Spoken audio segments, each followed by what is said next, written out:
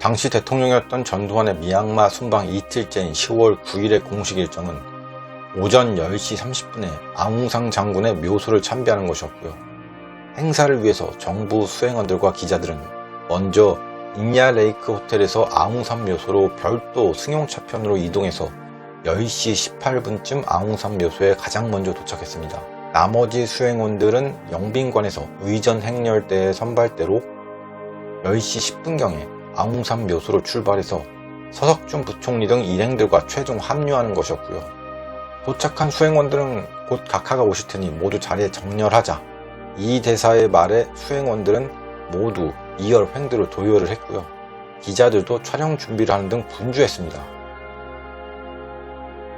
이 위의 사진은 이렇게 부산한 가운데 촬영된 것인데 테러가 발생하기 불과 몇 초 전에 촬영된 사진입니다. 희생된 수행원들의 마지막 모습인 것이죠. 당시 일간지 사진 기자가 흑백 필름과 컬러 필름 각각 카메라 2대로 촬영을 했는데 컬러 필름 카메라는 무사해서 이렇게 깨끗하게 사진이 나왔는데 흑백 사진은 훼손이 너무 심각했다고 합니다.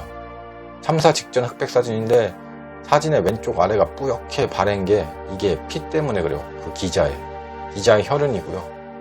카메라 주인은 연합통신 최금영 기자인데 이 기자의 피가 카메라 속으로 흘러 들어간 것입니다. 이들 중 구석에 있던 2명은 살아남았고요. 나머지는 현장에서 즉사를 했습니다. 현장에서 살아남은 이기백 장군은 입고 있던 육군 정복에 낙장과 철제 부착물들이 방탄 효과를 내줬고 폭발 즉시 전속부관인 전인범 육군 중위가 붕괴된 건물 잔해로 뛰어올라서 괜찮냐고 물으면서 즉시 들쳤고 후송을 시켰기 때문에 살아남을 수 있었다고 하는데요. 근데 이 전인범 중위가 요즘 이 유튜브에서 많이 나오시는 그 전인범 중장입니다. 이분 좋아하는데 아웅산 테러 현장에 있었던 것은 처음 알았네요. 폭파 순간은 MBC 카메라 기자 임재현 기자가 촬영을 했는데 당시 관객이 너무 처참해서 1991년 MBC 창사 30주년 특집 뉴스데스크에서 너무 끔찍하다는 이유로 제대로 방송을 하지 못했다고 하네요. 이 영상은 1년 뒤에 일부 편집한 상태로 방송되어서 많이 충격을 줬다고 하는데 아무튼 그 참사 당시의 현장이 정말 충격적이었다는 것은 확실합니다. 이때 돌아가신 분들이 한국을 이끌고 있던 분들이었는데 정말 아쉽습니다. 북한 이 개놈 새끼들은 이 테러에 가담한 공작원이 3명이었는데 신기철 상위는 체포 과정에서 사살되었고 2명은 체포되었고요.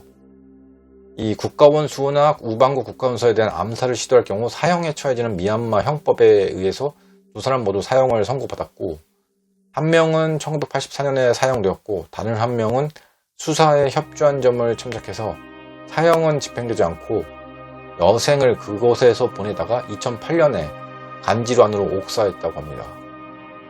원래 일정이 10월 9일 오전 10시 15분에 미얀마 외무장관이 전두환 전 대통령 숙소인 영빈관에 도착해서 대통령을 접견한 후에 20분에 묘소로 함께 출발할 예정이었는데 영빈관으로 가던 그 미얀마 외무장관의 승용차가 타이어가 펑크가 나서 길바닥에 고장나서 지각을 했어요. 같은 시각에 10시 15분 영빈관에 있던 전두환이 도착해 있을 미얀마 외무장관과 같이 차량을 타고 묘소로 출발하려고 1층에 로비로 내려갔는데 미얀마 외무장관이 자동차가 고장났으니까 도착을 못한 거죠. 지각을 한 거죠. 그래서 이제 전두환은 자기가 국빈인데 국가 원수가 로비에서 다른 나라 외무장관을 기다리는 것이 약간 좀 까오가 상해. 이게 모양새가 이상하다는 거죠. 그리고 이제 외무장관도 좀 미안해 할 것 같아서 전두환은 다시 2층으로 올라갑니다. 올라가서 이왕 기다리는 김에 영빈관의 이 영접 요원들한테 격려를 하자. 이렇게 해서 영접 요원들을 일일이 인사를 하고 격려를 했다고 합니다. 4분 후에 10시 19분에 미얀마 외무장관이 자동차를 고쳐갖고 도착을 했는데 전두환 대통령은 이 얘기를 들었어도 격려 인사를 중간에 이제 멈추는 게 더 모양새가 이상하다. 까오가 상한다. 그러면서 계속 격려 인사를 끝까지 했다고 하네요. 역시 가오에 죽고 사는 남자예요. 아무튼 그래서 미얀마 외무장관과 함께 전두환은 이 까오를 다 챙기고 인사를 다 마친 후에 묘소를 출발했고 그래서 예정 시각보다 4분 늦은 10시 24분에 영빈관에서 출발했고요. 결국 이 가오를 중요시 생각하는 전두환의 평소 모습이 이렇게 살린 게 아닌가. 이게 이제 전두환의 도착이 지연되니까 그 당시 장세동 경호실장이 시범 삼아 나팔수들한테 연주를 시작하게 했는데, 이 과정에서 북한 공작원들이 애초에 폭탄의 폭파 시점을 전두환의 묘소 참배를 알리는 나팔 소리에 맞추기로 했었다고 하네요. 그러니까 나팔 소리가 딱 들린 거야. 그러니까 이 나팔 소리가 들리자마자 폭탄 테러를 시작한 것이죠. 만약에 이 나팔수가 시범 연주를 하지 않았으면 폭탄 테러를 피할 수가 없었을 거예요, 아마. 그리고 이 영빈관에서 선발대로 출발했던 이계철 주 미얀마 한국 대사가 그 묘소에 도착을 했는데, 이 당시에 이계철 대사가 머리 스타일이 전두환 대통령과 비슷하대요. 그리고 대머리에 안경까지 썼으니까, 그러니까 멀리서 보면은 이계철 이 대사가 대통령인 줄 알고서는 이 북한 테러범들이 오해를 했던 거죠.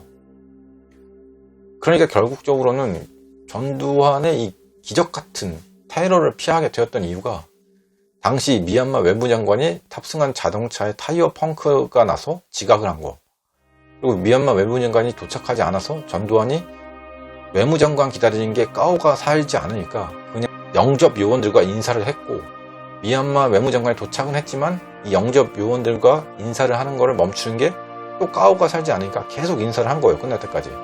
이러면서 스케줄이 늦어지게 됐고, 전두환과 비슷한 외모의 그 이계철 미얀마 대사가 먼저 도착을 했고, 나팔 소리가 나오니까 이 전두환이 도착했다고 착각한 북한 테러범들이 폭탄 테러를 한 거예요.